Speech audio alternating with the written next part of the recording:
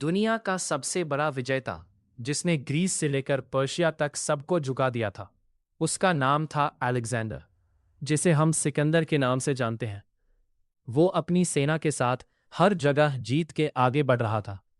उसकी आंखों में सिर्फ एक सपना था, भारत को जीतकर दुनिया का सबसे बड़ा बादशाह बनना। 326 बीसीई का वक्त था। अलेक्जेंडर पंजाब की तरफ बढ़ रहा था।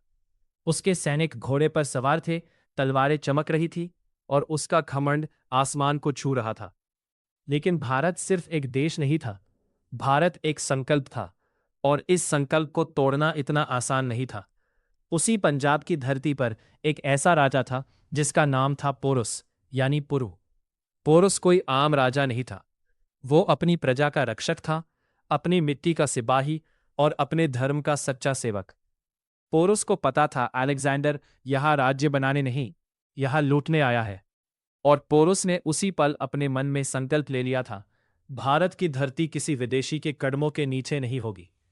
जब अलेक्जेंडर की सेना भारत की सीमा पर पहुंची, तब दोनों तरफ के बीच एक बड़ी रुकावट थी, झेलम नदी, जिसे उस समय हाइडास्पेस कहा जाता था।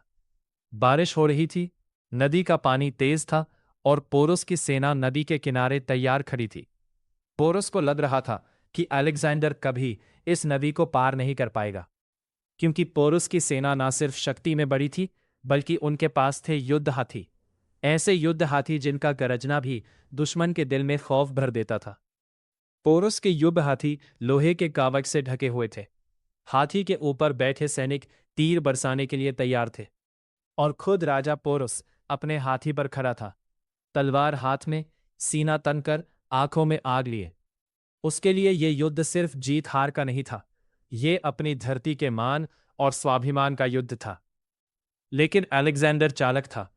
उसने युद्ध सिर्फ शक्ति से नहीं, दिमाग से भी लड़ना सीखा था।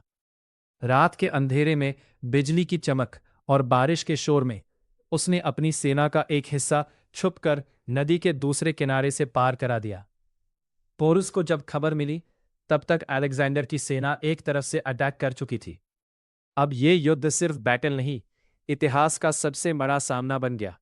दोनों सेनाएं टकराई, तीर चल रहे थे, तलवारें भिड़ रही थी, घोड़े दौड़ रहे थे, और तब पोरुस ने अपनी सबसे बड़ी शक्ति दिखाई, युद्ध हाथी। जब पोरुस के हाथी बैटलफील्ड में चले, तो जमीन कांप उठी। अलेक्जेंडर की कैवलरी, जो घोड़ों पर टिकी थी, पहली बार ऐसे हाथी देखकर हिल गई। हाथी के एक धक्के से घोड़े उड़ जाते, सैनिक गिर जाते और बैटलफील्ड में हाहाकार मच जाता। लेकिन अलेक्जेंडर की सेना भी बहुत ट्रेंड थी। उन्होंने स्ट्रैटेजी बदली और धीरे धीरे पोरुस की आर्मी को घेरना शुरू किया। युद्ध घंटों चला, हजारों सैनिक दोनों तरफ शहीद हुए, भारत की मिट्टी लाल हो गई और पोरुस खुद भी घायल हो गया। उसके शरीर पर घाव थे, खून बह रहा था, लेकिन वो रुका नहीं, क्योंकि पोरुस के लिए यह युद्ध जीवन मरण का नहीं, धर्म और स्वाभिमान का प्रश्न था। आखिरकार अलेक्जेंडर की सेना ने पोरुस को बंदी बना लिया। अब पोरुस को अलेक्जेंडर के सामने लाया गया। दरबार में सन्नाटा था। अलेक्जेंडर जीत चुका था, लेकिन उसके चेहरे पर खुशी नहीं थी। उसकी नजर पोरुस पर थी, और उसके अंदर एक अजीब सा सम्मान जन्म ले रहा था, क्योंकि उसने पहली बार एक ऐसा राजा देखा जो हार कर भी विजयी लग रहा था। अलेक्जेंडर ने पोरुस से पूछा, तुम्हारे साथ कैसे व्यवहार किया जाए? ये सवाल सिर्फ व्यवहार का नहीं था, ये एक टेस्ट था। क्या ये राजा टूट चुका है? क्या ये माफी मांगेगा? क्या ये घुटने टेक देगा? पोरुस ने धीरे से अपनी आंखें उठाई। उसके चेहरे पर दर्द था, शरीर पर जख्म थे, लेकिन नजर में डर बिल्कुल नहीं था। और फिर पोरुस ने जवाब दिया, एक ऐसा जवाब जो इतिहास बन गया। पोरुस बोला, एक राजा की तरह। बस सिर्फ एक लाइन, और अलेक्जेंडर का दिल हिल गया।